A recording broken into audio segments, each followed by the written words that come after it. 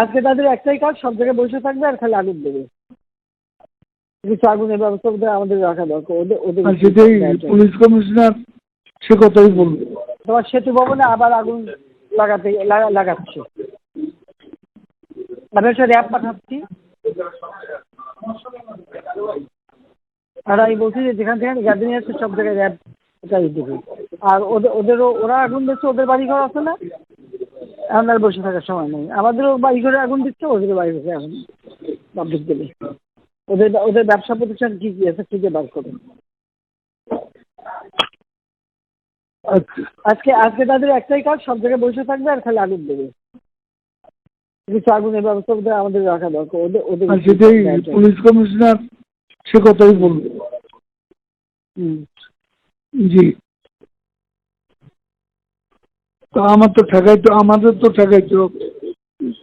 হ্যাঁ, না আমরা মাঠে না থাকলে পুলিশ ওরা পারবে না। আর এমনি র্যাবে পুলিশ হেলিকপ্টার দিয়ে ওখানে ই করবে। বিজিবি বলছি যেতে, বিজিবি একবার আগুন দিচ্ছে, পোড়াইছে, আবার আগুন দিচ্ছে। এগুলো কেউ চোখে রাখে না এই দেশে।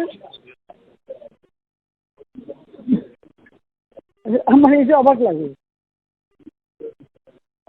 না ওই তো পদ্মা সেতু করছে, তো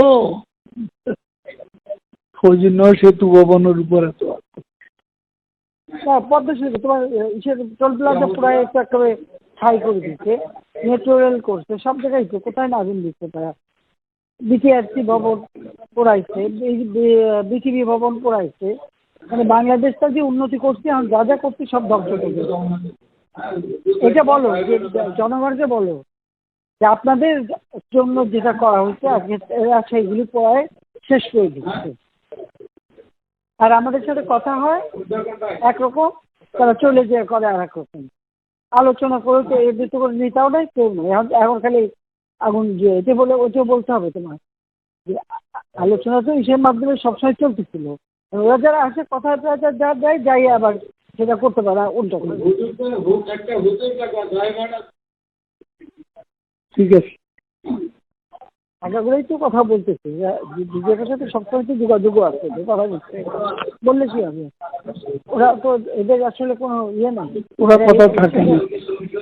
এরা একটা কথা বলে পরে রাখতে পারে না, উনি যে আর একটা হয়ে যায়। এদের পরামর্শদাতা ফরাদ মাজার, তারপরে যে তোমার আসিফ নজরুল,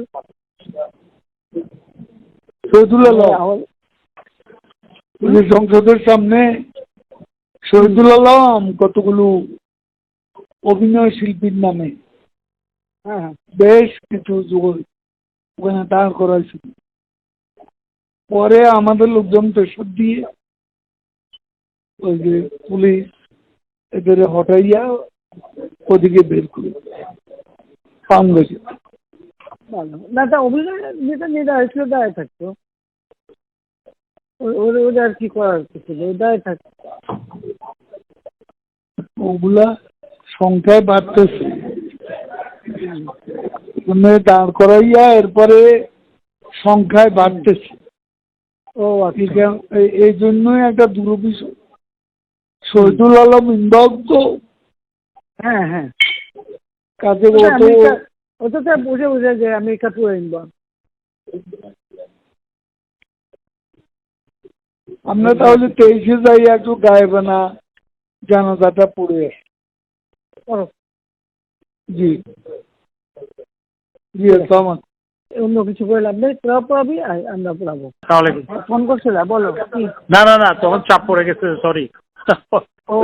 কাদের ভাই ফোন রেখেছিল, তখন আবার চাপ পড়ে হঠাৎ গিয়েছিল, সরি। আচ্ছা জি জি আপা, ঠিক আছে। ওরা কিন্তু ওই সব জায়গায় আবার তৈরি হচ্ছে, আর শুধু আগুন দিয়ে পোড়াবে সব। হ্যাঁ হ্যাঁ বুঝছো? জি আপা, আপনি কাদের ভাইকে যেভাবে নির্দেশ জি জি হ্যাঁ, না সব আমাদের লোক থাকতে পারে, ওরা তো আগুন দিয়ে পোড়াবে, তো ওদের বাড়ি গাড়ি আছে, আর সেগুলো পাবলিক দিয়ে পোড়াবে, আর কি করবে।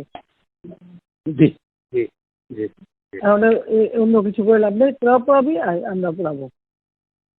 জি রাইট, এটাই ঠিক ফর টাইট।